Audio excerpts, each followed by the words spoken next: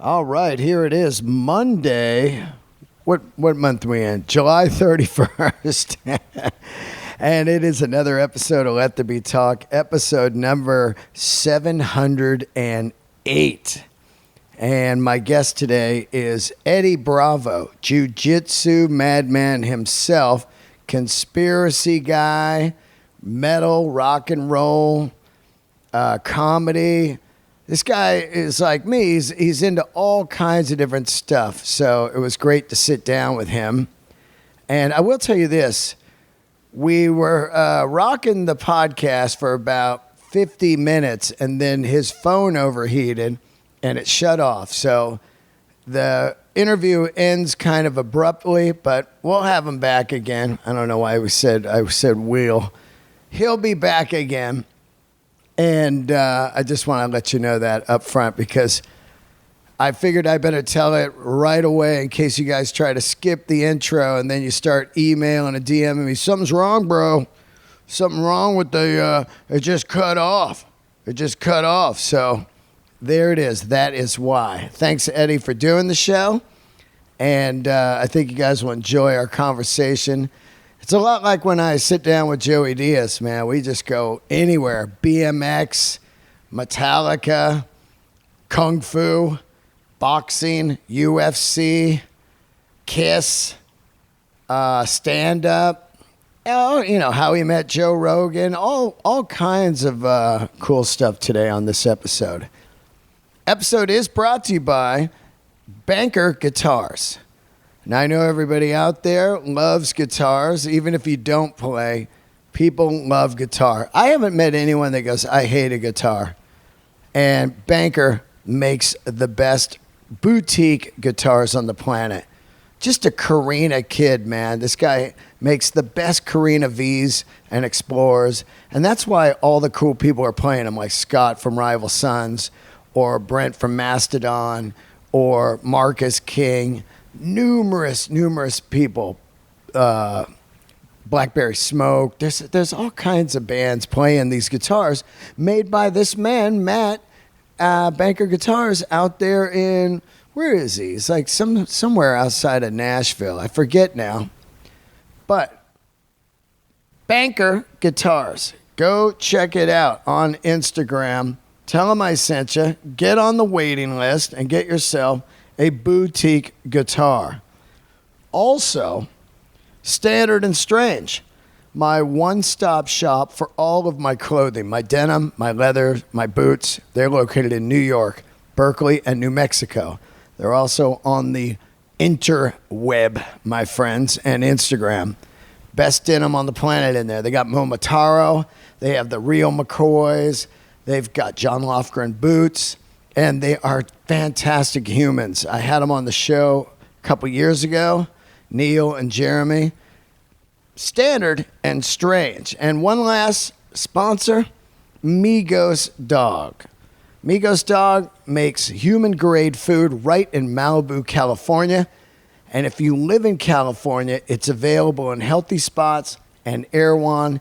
And it is fantastic, real dog food.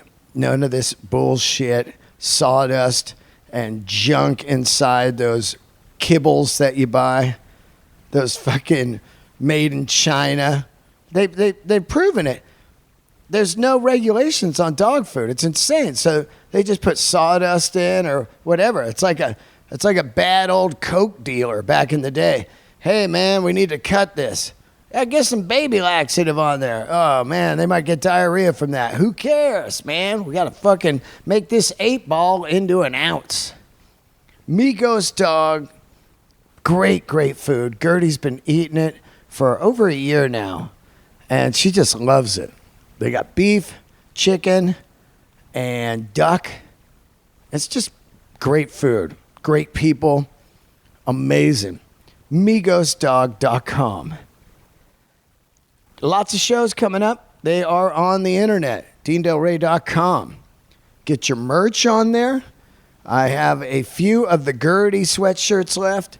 There are some tree hats and hoodies. If you DM me on the tree hats and hoodies, I'll send them out right away. Also, shows all over. I've got Utah coming up, and I'll be headlining out there. Finally getting out to Utah to headline after all these years at Boxcar Comedy. That is going to be fantastic. And then some more dates with Bill Burr. And those are on the website, my friend. And I hope to see you guys out there. And one last thing, my Patreon. It is up and rocking. Bonus episodes. There will be a bonus episode tomorrow out on Tuesday. And I will be doing a live Zoom this week.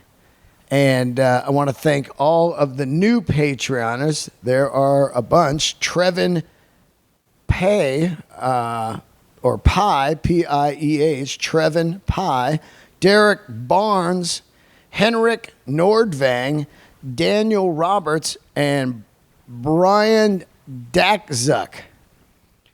Yeah, man, I think I fucked up all those names, so congratulations to me for just trashing people that are supporting me. They're trashing their names. Anyway, thank you for joining the Patreon. I really appreciate it, man. And I enjoy doing those solo bonus episodes for the Patreoners, and they seem to really dig it. I think there's like 140 of them or something like that right now. So there's tons of episodes for you if you just join now. All right, everybody. Let's get into it. Have a great week. You can catch me all over LA for the next few weeks doing shows, Comedy Store, Flappers, places like that. And I hope you guys are doing good. Here he is, Mr. Eddie Bravo. All right, here we are, another episode of Let the Be Talk. I'm fresh shaved. Look at that. A baby Dean with old neck. And I got a great guest today. Eddie Bravo is here. Fucking jiu-jitsu madman. What's happening? How you doing, man? I'm good. How about you? Got your destruction shirt on? You know that, dog. German thrash scene, 1985, 86. Sodom, destruction, creator. You know how we do. Yeah. I think today's the anniversary. It is of Kill 'Em All. Kill 'Em All Metallica? Yeah. It got released today, 1982. Let me look, actually. Hold on. I think it's 81, 82, maybe 83. Yeah, it's tough because it's like a blur, but let me look real quick. And, it's funny because when you think about it, okay, here we go. 40 years. Oh, it turns 40 today, dude. So that must mean 83, right? That's crazy. Yeah, 83. I was a junior in high school. How old were you? 83, I was 13. I was at seventh grade, eighth grade, maybe. Eighth grade. I remember when I first heard Metallica, it wasn't Kill 'Em All. The first time I heard Metallica was Ride the Lightning, and it was Creeping Death. Oh. That was the first fucking song I heard. And that fucking left an impression on me, dog. That one crushed me. And I'll never forget that shit. Next day at work, I used to work at a swap meet selling underwear with all these other little Mexican kids trying to make, $20 a day. And I remember I told my friend Javi, I said, I think Metallica might be the best band ever. I mean, Creeping Death just crushes that middle part. We talked about that shit, right? We talked about that middle. Yeah. It's so good. I actually remixed it, never finished it, but I took that middle part, that don, don, don, don, don, don, bump, bump, bump. I sampled that and made it a rap beat, but I never, ever finished it. I'm going to eventually finish it, But man, that middle part as a rap song, like a violent rap song, works. I just never finished it. It's wild to think about Metallica, 40 years, the anniversary of that record. I got to open for them in San Francisco on the 40-year anniversary last year. So, they had a record out 1 year into their career, basically. But it's wild to think about. Like, to me, if you go all the records up to say Justice, because a lot of people will talk shit about the Black Album, which is dumb. I love the Black Album, but I think that Ride the Lightning is a better record, A better record than what? Than fucking Kill 'Em All. Oh yeah. I love Kill 'Em All. A lot of great shit. Metal Militia, Seek and Destroy. There, Hit the Lights. There's a lot of great shit on Kill 'Em All, but Ride the Lightning was like an epic, professional, evolved, blossoming version of Metallica. They went from Kill 'Em All to like all of a sudden Ride the fucking Lightning. Are you kidding me? Fight Fire with Fire. All that for whom the bell tolls. No one ever gets tired of that song. You never get tired. I can hear that song forever. I never get tired. For whom the bell, that's a fucking masterpiece. It's wild, the depth of that, just in like a kind of a 1 year period. If you think about in a comedy type of situation, if you see somebody and you see him 1 year and then you see him a year later, it's very rare that they have that big of a jump in depth of their jokes and their stage skills and everything. But when you look at Metallica, from Kill 'Em All to Ride the Lightning, the depth of the songwriting is completely fucking way different and way better. And it sounds way more original. I mean, Kill 'Em All is pretty original because it's thrash metal, but the tunes on Lightning are just crazy to me. It's like each record you're like, there's no comedian where each year they were like a million times better. That doesn't really happen in music either. Generally in rock, first album is the best because you had like your whole life to work on that shit.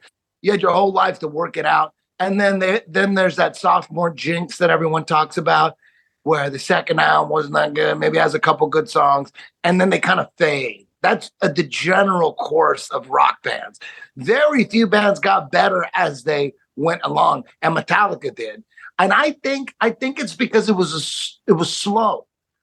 Because from Kill 'Em All to Ride the Lightning to Master of Puppets to And Justice for All, that was a slow grind. They didn't blow up that quick. Because I remember their second album, Ride the Lightning, they played the Hollywood Palladium and they sold it out. It was like overflowing. But that's still just the Hollywood Palladium. That's, what is that, 3,000 people? But it was a sign of things coming because they were a speed metal or whatever you want to call power metal. They were above everybody else as far as heaviness and speed generally. I mean, except for Slayer and shit. But for the mainstream, they were so hardcore. And to like just have this rumbling at Ride the Lightning. And then Master of Puppets, they opened for Ozzy. So in the beginning of that, it was like a slow grind. It was so slow that I think their level of appreciation for their success was huge in writing new songs because they didn't get it all at once. So they were still happy, like little increments, and they were appreciating life. So all that magic just kept coming out. I mean, damn, they did like 5 albums with just monsters, I mean, Reload. I love Mama Said. I know that's a country song, but I love Mama Said. But overall, like Load was considered like, oh shit, they cut their hair, they sold out. But yeah, you could think whatever you want. Bands change, people change. I was right in there too. I thought like I was that guy that thought the Black Album was a sellout. I was 21 years old. I was stupid. You know what I mean? I remember the rumors coming out about, the new Metallica album, they're selling out. And I'm like, no. And my buddy James called me up and he had listened to Enter Sandman.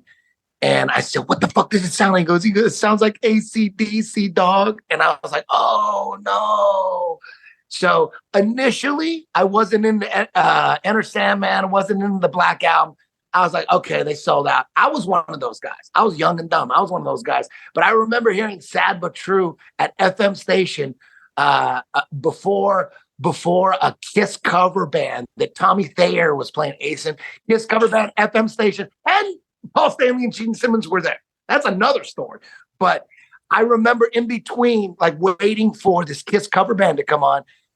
They played Sad But True, and I'm like, what the fuck is this? Because I didn't even give the Black Album a chance. I heard Enter Sandman. I'm like, okay, they sold out. And then I heard Sad But True, and I was just blown away. And I had to go back. And I'm like, okay, this album is fucking amazing. Nothing else matters. Unforgiven. All that shit. I was a victim of all that bullshit too, like thinking everybody sold out or whatever. Just people just trying new shit. You got to accept it. But if you're gonna try new shit, it better be good though. You can't experiment and have it suck. Okay, it's got to be good. Hey man, I mean that's the hardest part about comedy, you know, is you have to experiment right in front of people, in front of their faces, and you can see them go from laughing to not laughing real fucking fast. And then before you know it, you're like, oh no, I got to get this back. You know, that's wild. It's almost like when you go see a band and they're like, we're going to play a new one. And you go, oh, I got to go take a piss, you know? Totally. I have no patience for new shit. I'm guilty of that. I like new shit, but I always assume that no matter what band it is, they could be my favorite band. Their new shit, I'm already going, I'm like, no matter what, I'm never excited about new albums anymore at all. The last time I was excited about a new album, maybe not the last time, but the time that comes up in my head, I'm a huge Queensryche fan. Huge, massive. Dude, are you kidding? Warning. I mean, the EP, every song was good. The Warning, every song is good. Rage for Order, every song is amazing. Operation Mindcrime, every song is amazing. Like, they didn't have bad songs. Like, they were like, when are they going to write a shitty song? And then Empire came out, and I didn't know anything about Empire, but I just knew it was like 91. And I remember seeing the video. They premiered it before the album came out. Empire, the title track, Empire, at my aunt's house. I used to live with my aunt when I was like, I think it was 1990. It was 1990. I was 20. And I saw the video. I'll never forget seeing the video of Empire and thinking and being so blown away. I was like, oh my God, they're going to keep it fucking going? Like, Empire crushed me, the song. But when I got the album, that's when the cracks started forming. I'm like, damn, there's a couple songs on this motherfucker that ain't that good. Another Rainy Night. I was like, ooh. There was a song called Resistance. I'm like, ooh. I'm like, damn, they're writing some shit song. Even Best I Can. I was never a fan of Best I Can. I liked The Thin Line. Anybody listening? I didn't like Silent Lucidity. I thought that was a little too weak, but I get it. It was huge. It's the biggest hit. But Queensryche after that, then the next album was Promised Land, and that one, like two good songs on that one. And then after that, it was just no more Queensryche for me. But they had a good run, dog. First 5 albums were insane. Oh, yeah, man. I fucking saw him open for Dio on the Holy Diver tour on the EP. And, man, he came out with Queen of the Reich. And, fuck, he hit those notes. And I was going like, well, you know, I was a singer in a band. I was like, what? How am I supposed to compete with that? You know, there's no fucking way. Yeah, his vocals are insane. Dude, he sounds great right now. Yeah. Yeah, like the whole Warning album and the whole Rage for Order album, he's screaming his fucking ass off. He was screaming everywhere, even Operation Mindcrime screaming. But then when Empire came out, he came out and he told her, he goes, I'm not going to be screaming that much more, dog. I'm going to be singing some normal shit. He said that for Empire. He goes, I can't be screaming my whole fucking life. So he started doing a lot of mid-range shit. And it kind of disappointed a lot of the hardcore Queensryche fans. But I love him to death. I just saw him at the Rainbow. Were you there at the Rainbow when Queensryche and Lizzie Borden were there? You mean the outdoor parking lot show? Yes. No. But, Lizzie Borden, I did like that live record, Live at the Country Club, Give Him the Axe. That shit was crazy. You know? Murderous Metal Show. You know, it's crazy. I'm a big, gigantic Lizzie Borden fan. I loved all that high singing because Lizzie Borden sang similar to Jeff Tate and Rob Halford. he was screaming his ass off. So I was a big, big fan of Lizzie Borden. And you know what the trip is? Like, we're friends now, dog. And not only are we friends, but I took one of his ballads. This was off Master of Disguise, 1989. There's a song called Waiting in the Wings. It's a ballad. Fucking love that ballad. One of the greatest metal ballads ever. And I took that song and I remixed it into like a real fast rocking Queens of the Stone Age type tempo, just a rocking song. And and he fucking sang on it. He re-sang the vocals. Wow. It's crazy. I have him in the studio and like my idol's like singing. It's like, what the fuck? How do we do this? And then he ended up putting the album the song that I remixed on his new album. I'm like, holy shit. So that was what do you call that? A fanboy moment? That's one of the greatest fanboy moments like ever. Full circle. Yeah, it's crazy. I know you hang out with all sorts of goddamn rock stars, but for me, I only got like 3 or 4 that I know. You know what I mean? You know, fucking everybody. It's, I mean, you know, I grew up around that, and so did you. You played music, you know, and just it was my life up until comedy. It was all I cared about: playing music, going to a show, making records, recording, writing, everything. And now I'm straight comedy, you know, with an occasional concert here. And I'm the same way with comedy. I just like, fucking just dive in full on, you know. But when I was young, yeah, you know, it was is what I did, and I hung around people, and I got very lucky because over the years I've had them on the podcast, which is really amazing, like a Kirk Hammett or a Paul Stanley or Gene Simmons or Lizzie Borden. I had Lizzie Borden on. He was sitting in my apartment in New York City, and I was like, I hadn't seen Lizzie Borden, what he looked like, since that fucking live DVD and record. He had blonde, crazy hair, and, you know, and there it was with like black hair, and it was straight now instead of curly, like Sammy Hagar hair. And he was on my couch. And for a few minutes, I was like, I hope this is him, you know? I'm not getting punked. You know what I mean? For real. You know what? We have mutual friends, Lizzie Borden and I, and you know, we would watch you. He's a big MMA fan, huge MMA fan, Lizzie Borden. So he would go to these UFC parties that I would go to in the Valley. At Scotty's? Slammy. Yeah. I don't know. You know who Slammy is? Slammy in the Scotty. Valley. Oh, you know Scotty? Yeah. Oh shit. Yeah, that's my boy. Yeah. So Lizzie Borden would go to his house and watch the UFCs, and I would go because, you know, Danny Lohner from Nine Inch Nails, that's my boy. Yeah. And Billy Howard, that's my boy. But like, that's how I met Lizzie. I said at these UFC parties, and we just started hanging out and chilling. It was crazy. I'm like, holy shit! I was all starstruck and fanboying out. Don't forget about Rockline Greg. Oh yeah, are you kidding? Greg's my boy. Yeah, I'm on a group text with Greg, Slammy, and Danny Lohner. And basically that group text is just like all weird Kiss shit. Yeah. It's just weird Kiss shit. You know, Vinnie Vincent, the Spotted, someone.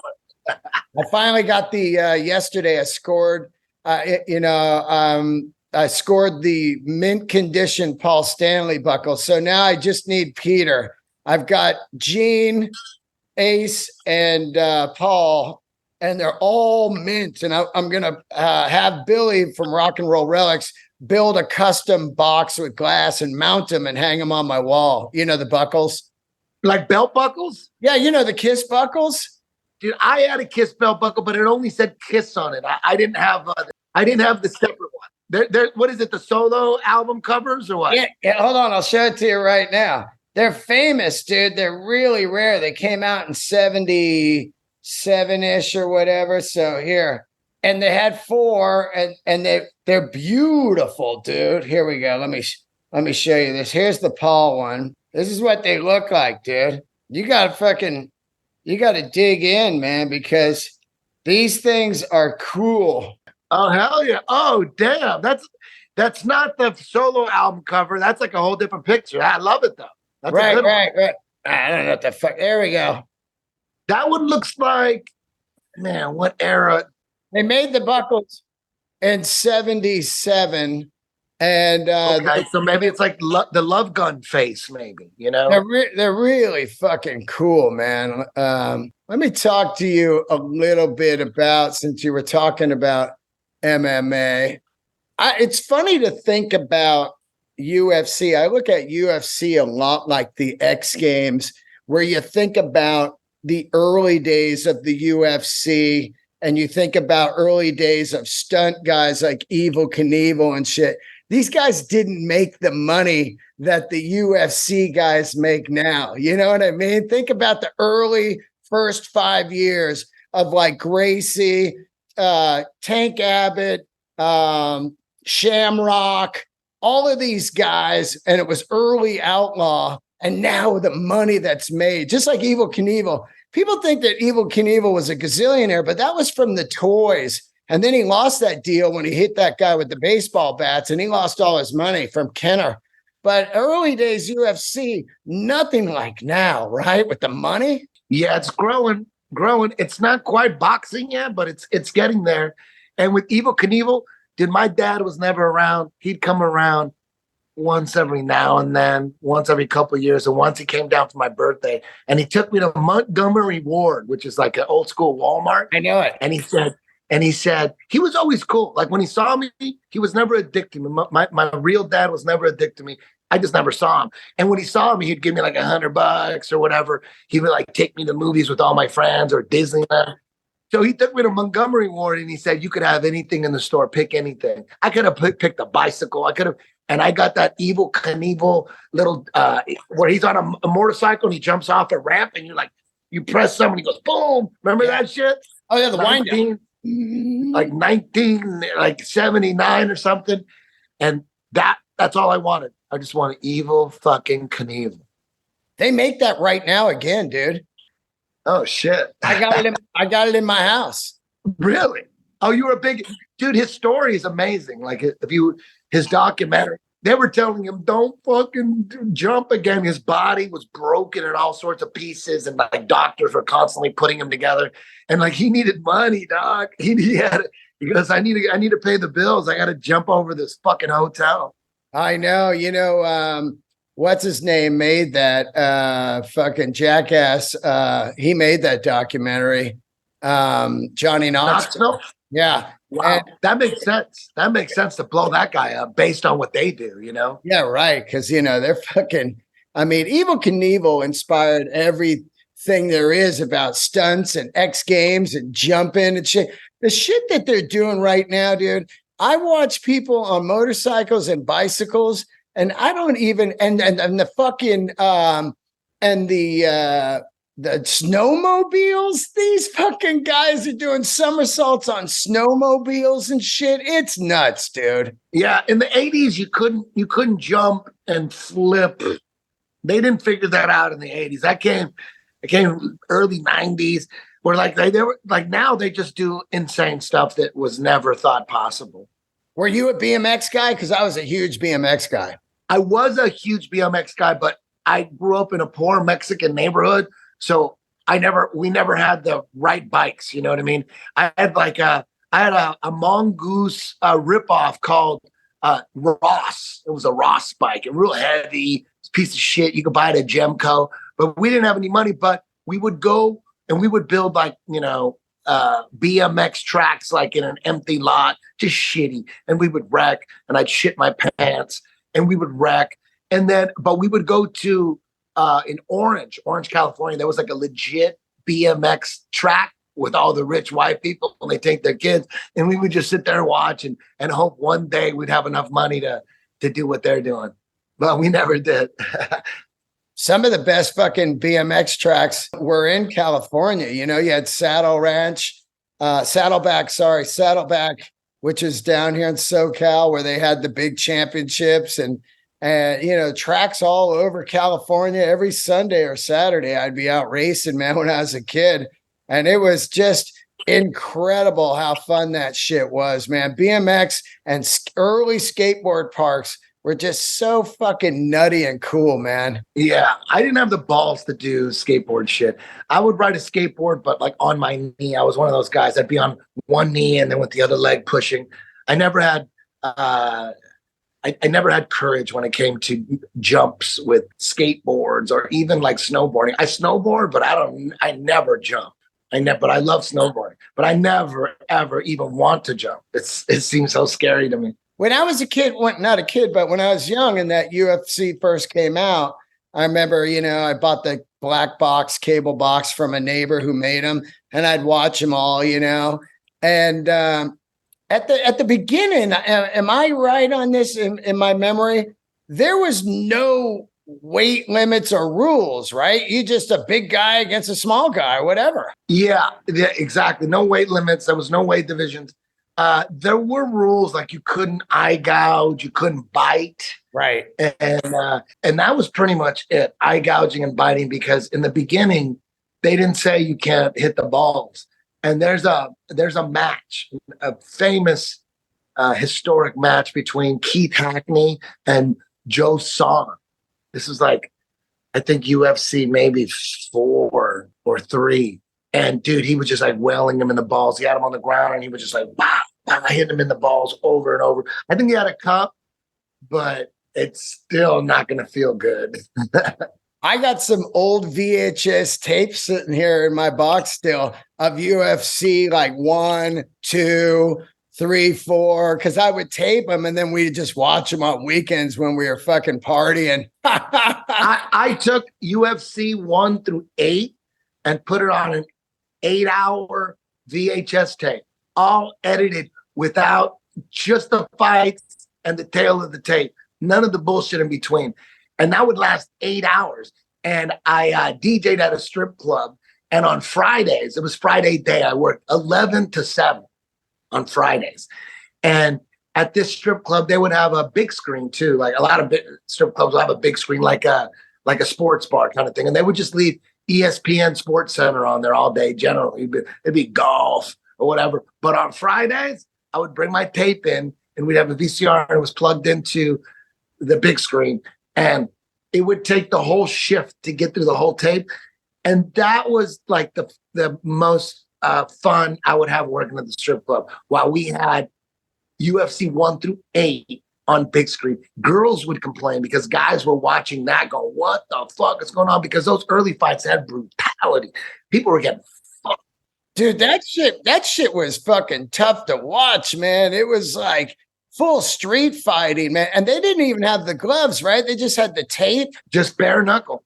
A couple guys wore gloves. Like I think Tank Abbott was really the first one to wear like MMA style gloves. He came in like, but you didn't have to. You could just fight bare knuckle.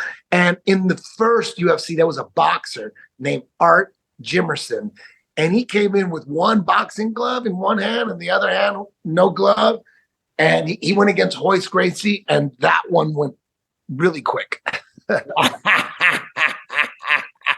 Yeah, because you have your hand. You need one of your hands, to like pull shit off. Yeah. He wore a full-blown boxing. Where are some of these guys? I know Gracie and his whole family is still, and which, by the way, is amazing that later on you ended up fighting him and beating him and shit, which is wild. But where is people like Ken Shamrock? Where are those guys? I don't know exactly, but most of the guys probably have a gym that they run. That's the smartest thing to do. If you have a reputation for being an ultimate fighter, you might want to open up a gym. That's probably the best way to keep the money coming in. Having a gym and membership and auto pay, and every month everyone gets. It's a good business.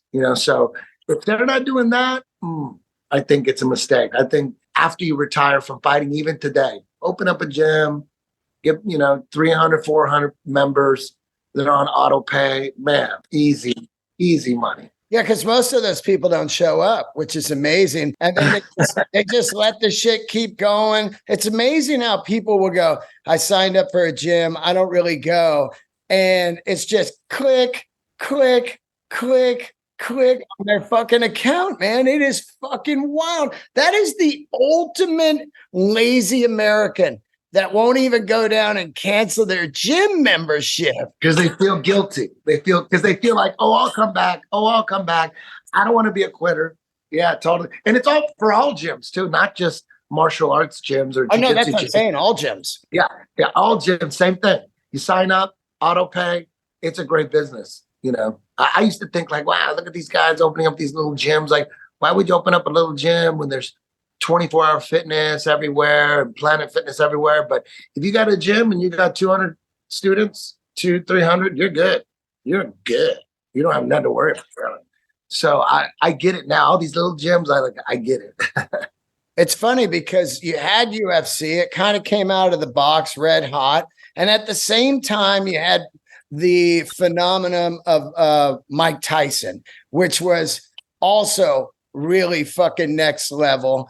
And what I really noticed in my lifetime, I'm 57, growing up with some of the greatest, heavyweight champions of the world, and all of those great fights, Rumble in the Jungle, and even back when the heavyweights went 15 rounds, and it was a true fucking battle. It seems to me now that I don't hear nothing about boxing at all anymore. Now, look, I'm not in the world of that, but my point was back in the day, everyone knew about boxing. Even if you weren't a fan, it was like Wide World of Sports is going to show Muhammad Ali, Joe Frazier. Holy shit, let's fucking watch this. And the planet watched it, but you don't hear about boxing like that anymore. Yeah, back in the day before the UFC, boxing was the ultimate mono sport. Like whether you were into a football, like maybe you were a hockey fanatic or a baseball fanatic, or you were all in on basketball or maybe multiple sports, whatever you were into, everybody united with boxing. Like a Mike Tyson was going to fight, all the hockey fans, the basketball fans, baseball fans, football fans, they all got together and they watched Mike fucking Tyson. You know, those were the days. And then the UFC kind of put a dent into that. But it was also because like after Mike Tyson, the heavyweight division kind of went to shit little by little. You know, we had Riddick Bowe, we had Lennox Lewis. But after those guys were gone, the heavyweight division kind of just dissipated. But now the heavyweight division's pretty strong in boxing. I mean, you got Tyson Fury, you got the Bronx Bomber, you got the Mexican guy Ruiz. There's some guys now. Now all of a sudden, the heavyweight division looks entertaining. I'll watch it. You know what I mean? I'll watch boxing if it's a big name, like if it's Canelo or something. I'll watch that. But once I got into the UFC, boxing pretty much ended for me as far as being a fanatic. Like I used to be a boxing fanatic. I would have every boxing magazine every month. I would study the top 10 in every division. I would know their records. I was a boxing freak. I would watch anything boxing. Tuesday night fights on ESPN, Friday night fight. Like I was a boxing fanatic until I saw the UFC. I'm like, oh my God. I'm into the wrong sport. So then I got 100% into UFC and kind of left boxing in the dust. I'll still watch it though every now and then. I mean, yeah, that fucking 70s boxing was ever. Remember Cooney? Remember him? Hell yeah, that was Great White Hope. Yeah, Cooney. Yeah, I met him at Sirius XM about 5 years ago, man. He was so fucking cool. I think he has a show on XM radio, but there he was in the hall, man. He was like, ah. And I talked to him for a while. When I started comedy, I used to have a bit about how Kung Fu was fake. You know, I'd be like, oh, hey, man, I've seen a million bar fights. I never seen a guy whip out Kung Fu, you know, like the actual Kung Fu you want to see of like nunchucks, some fucking ninja stars, and some full-blown Bruce Lee shit, you know? And it was funny because I always thought if somebody was badass at Kung Fu, couldn't they just beat everybody in UFC? But then it got into that grappling, you know, and everybody was into grappling. And I was like, I want to see two Kung Fu guys go because I love kicks and, you know, flying shit, you know? Yeah. And what we learned through years of the UFC and after analyzing all the data, kung fu, all that works, but it just didn't work in the beginning because most kung fu guys didn't have any kind of takedown defense and they had no jiu-jitsu. So kung fu, taekwondo, karate, all that shit works, but you got to have wrestling and jiu-jitsu with it. Then it works really good. But if you just have taekwondo, no wrestling, no jiu-jitsu, unless you land that one punch you throw, you're probably going to get taken down and choked out. But it does work. We're seeing all sorts of kung fu kicks work now. Well, there's never, ever, ever a better ending to a UFC ever than when a guy does a fucking kick to the head and the guy's done. Because the grappling and the guy tapping out, you're like, to me, it's a lot like NFL when they run the ball. I'm like, in the fourth quarter of the NFL, it should only be passing. That should be the rule for now on. And I think in the UFC, in the second period, whatever, the second round, if they make it to the second round, it has to be only up on your feet. No takedowns, meaning kicks and roundhouses and punches and all of that. You know what I mean? So you get these different styles of fighting each round. Yeah, but then we've already had that. We've always had that. We've had kickboxing and Muay Thai has always been around, and you could do all that shit. And kickboxing and taekwondo, and we've always had that. So like to watch MMA and say, man, I wish they would just stay on their feet. Go watch kickboxing. They do that shit. They can't even go on the ground. They're not even allowed to go on the ground. So you should be really happy. The UFC is about it's about as being as real as possible. It's the most realistic form of competition in regards to fighting and martial arts. Right. So, I mean, it's still not a street fight. You still got rules. You can't eye gouge. You can't bite. They still got rules, but it's as close to a street fight as you can get. I mean, there's guys out there that say, it's not a street fight, there's no cage, there's no ref in the streets. Yeah, okay, but if you were going to get in a street fight, wouldn't you want John Jones as your right-hand fucking man? Or anybody in the UFC, any like average UFC fighter. Like you were like, okay, I want that dude as my right-hand man. Because even though it's not technically street fighting, it's as close as you can get. There's nothing close to the UFC to street fighting. So yes, it's different. Yes, there's no refs on the street. But you take any average UFC fighter, you put him on the street, you're going to fuck up 99.999% of anybody on the street. And that's a fact. That's why I always laugh at these fucking these internet trolls that think they're badass talking shit. I would love to see them talk shit to people's faces. That to me, I wish there was an app where somebody talks shit and then you just, instead of DM'd them, you just pressed it and they were in your living room. And what's going on now? They're like, fucking. I saw some sketch where a guy was talking shit about a boxer. And then they went to his house and knocked on his door and they're like, are you a Jimmy Two Fist boxing fan? He's all, yep. And then the boxer walks up and just punches him in the face. And I'm like, maybe don't talk shit on the internet. I was like, that's amazing. Yeah. People are always going to talk shit on the internet. Oh, yeah. There's always going to be pussies out there. Yeah. Have you seen the telephone booth fighting? Yeah, I've seen a lot of crazy shit. I've seen people fighting in cars with seatbelts on. I've seen 5-on-5 in some obstacle course fighting. Oh, dude, Russians, they don't give a fuck. There's no regulations there. They have no commissions because they just think of something and they fucking do it. They fight in cars, like with seatbelts. Just fucking like domestic violence. I said, shut up, Tammy. Yeah. Okay. Yeah. Like they actually have a car in the studio and then they have two dudes fighting. It's crazy. Wow. Yeah. I was watching some of that telephone booth fighting in London. They're in those red booths and it's like ding, ding. And they're only this fucking far and they are just going at it, man. It is crazy. The world's insane. Now you got a gym, right? Yes, I have a gym downtown LA, 10th Planet HQ. It's a headquarters. I also license the name 10th Planet, so got about 170 licensees out there. spreading the 10th planet gospel. That's fucking crazy, man. That's great.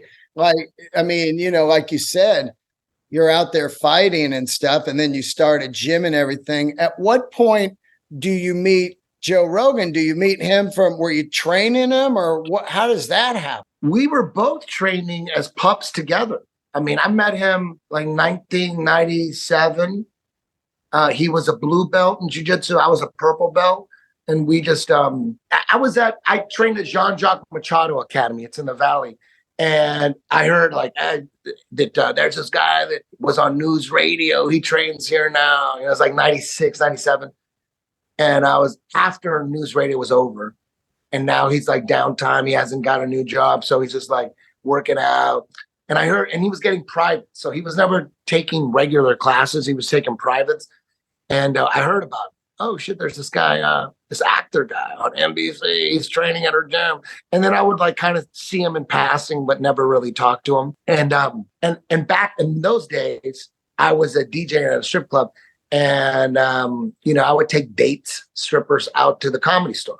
We go watch, you know, it's Sunday night open mic back in the day. I don't know. Do they still have open mic Sunday nights? I don't know. But yeah. Sunday, Monday. No, now it's only Monday, but they used to have it Sunday and Monday. Yeah. Back in the day, back in like 97, 98, 99, 2000, 2001, it was on Sunday. And I would take, you know, dates to the Comedy Store because I worship comedy. I love comedy. Richard Pryor, Martin Lawrence, Chris Rock, all those motherfuckers, Sam Kinison. I worship. All I would tape on my VCR is boxing and comedy, anything comedy, like Howard Stern, Comic View, In Living Color, anything that was funny. And so I love the Comedy Store. So I took a date to an open mic one day, and then they introduced Joe Rogan. I'm like, that's that guy that trains with me. Holy shit, he trains at my school, and he crushed. You know, he always crushes. And when he got off stage, I kind of went up to the, hey, dude, we trained at the same gym. We trained jiu-jitsu. And he was like, really? What, you trained at John John? Like, oh, shit. So that's when we sat down and really, you know, exchanged numbers. And then that's the point where we started hanging out. So it was in the OR at the Comedy Store in 1997. Yeah, man. That Comedy Store is just a goddamn mecca, man. I really don't think there's only a few places left in LA that are true Los Angeles. It'd be like the Rainbow is true Los Angeles. The Whiskey Roxy the Troubadour, 100% LA. Musso and Frank's, LA. The Palladium, LA. When you think of these, you think about iconic fucking places. And also, I think the biggest thing to me about the Rainbow Whiskey and the Comedy Store is they're family owned, man. They're fucking family owned right now. There's no corporation running these places. You know what I'm saying? They are owned by the same family that started them, which is killer. Yeah, that's crazy. It's so crazy. You would think the Comedy Store would have got snatched up by some like Viacom or some shit, you know? Or Live Nation or Netflix's Comedy Store, or they, licensed out the name across America like the Improv or whatever. But no, man, that thing right now, Peter Shore owns that. His mom, his dad started that. And it is just epic to me. That is a full sign of success when you can just middle finger giant fucking bags of money and go, nah, we're making enough money. We're making great money here. And we fucking love what we do, you know? And have full control of everything. That's the main thing. Absolutely. Yeah. I love the comedy. You remember your first set doing comedy? How long ago was it? And how fucking scared were you? My first set was probably 2001. It was Joe and Joey Diaz were, I was, like I said, I was always a comedy fanatic, and I thought I could do it, but I really I just wanted to be a rock star. Right. I'm working at a strip club just until I got a record deal. But I also love comedy. And I felt like I would be writing comedy and stuff. I'm like, damn, I feel like I could do comedy too. And, it's not that hard. If you're like just a class clown, it's not that hard to make your friends laugh, like in a parking lot or, in the locker room, no pressure, and I was able to do that. And I would make Joe Rogan laugh and I would make Joey Diaz laugh. And they were telling me, you got to get up on stage. And I'm like, I want to get on stage. Shit, I want to. And they would say, you got to go up. And I said, okay. But I kept procrastinating. And we kept talking about it and it never happened. And then one day, me, Joe Rogan, and Joey Diaz are at the Coffee Bean on Sunset in Fairfax. And they made a decision. We were sitting there and they said, hey, listen, you're going up tonight. It was a Sunday. You're going up tonight or we never want to hear about this shit again. And I'm like, oh, shit, tonight? Oh, damn. So I had no choice. I went up and had, it was horrible, but I kind of pulled it off. I didn't like bomb totally. You know what I mean? So there was a little bit of something, but it was still horrible by today's standards, even by those standards.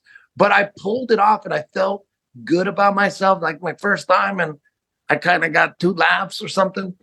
But then, I kept going back up and I got a little confident the next time.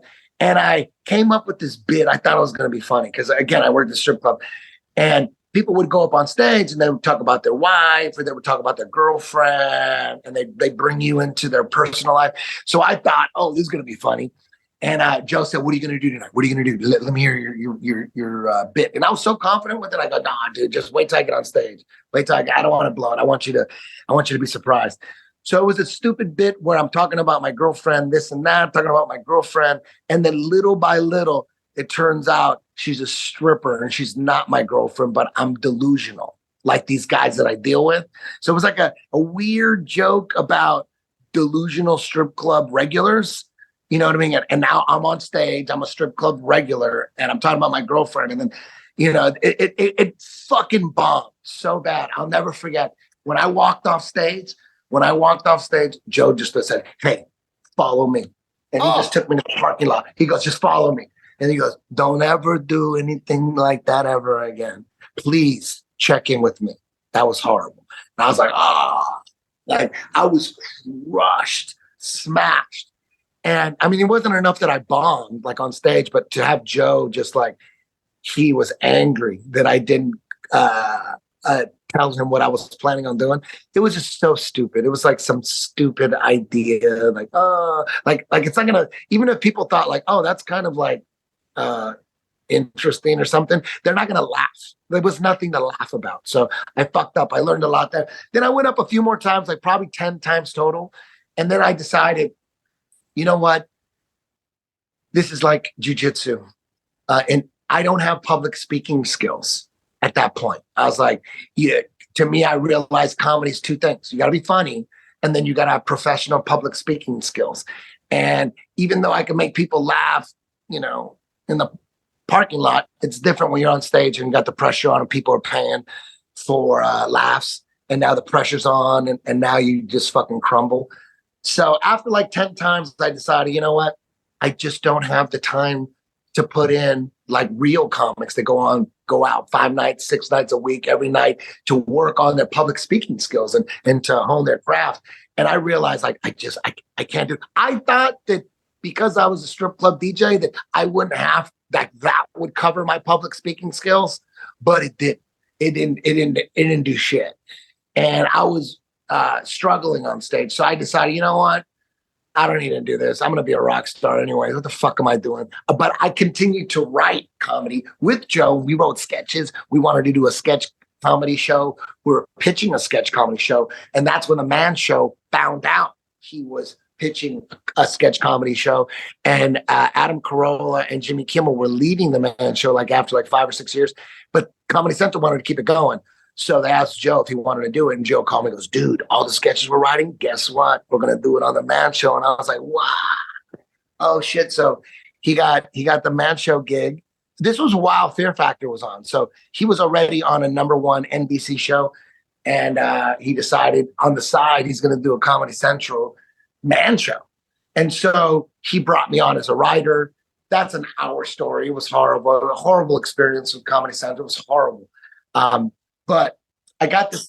I got the insides on how it runs. Just fucking douchebags everywhere. During that stint at Comedy Central is when I went to Brazil and fought for the World Championship and Abu Dhabi, ADCC. And that's when I tapped out Royler Gracie, not Hoyce from the UFC, his brother, which is his brother's way better than him.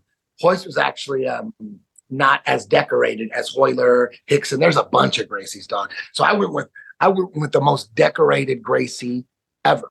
He fought gi, no gi. He fought MMA. And then when I came back after I beat him, I quit the Man Show, walked off that show. I fucking hated it and just opened up a tiny little jiu-jitsu school at the Bomb Squad, some dirty, dingy boxing gym in West Hollywood, right there on Santa Monica and Gardner. It's not there anymore. It's across the street from where Trader Joe's used to be. I don't know if you know, it's Santa Monica right there. And it was a tiny little gym. So that's where 10th Planet started. By Jones's. Yes, right down the street from Jones, for sure. That's where it was. So that's how the jiu-jitsu started. That was 2003. And then I quit comedy. At that point, I go, no more comedy. I'm just going to stick with jiu-jitsu and fucking music. That's it. And then 15 years later, it's like 2017, something like that. Sam would always tell me, Sam Tripoli, dude, if you ever want to come back and do comedy, dude, I do a show Tuesday nights, Comedy Chaos. I'll throw you up. Just come, just whenever you want. And I'm like, nah, dude, I'm done with comedy. But I never stopped writing because I figured if I have these ideas,